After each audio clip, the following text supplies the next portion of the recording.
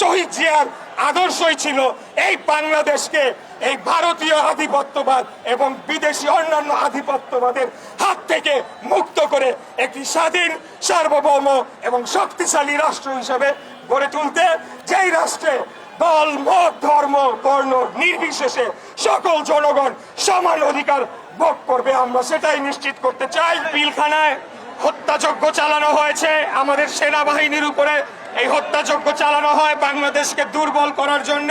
হেফাজতে ইসলামীর উপরে বর্বরচিত হামলার মাধ্যমে ছোট ছোট শিশু কোরআনের পাখিদের উপরে খুনি হাসিনা গুলি চালিয়ে হত্যা করেছে।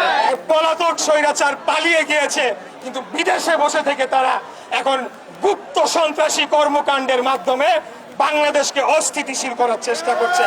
জনগণ যাকে ভালো মনে করবে তারাই রাষ্ট্র পরিচালনায় আগামী দিনে আসবে। আমরা বাংলাদেশ জাতীয়তাবাদী দল, শহীদ রাষ্ট্রপতি জিয়া রহমানের আদর্শের দল, আমরা কোনোদিনও ক্ষমতার জন্য লড়াই করি না।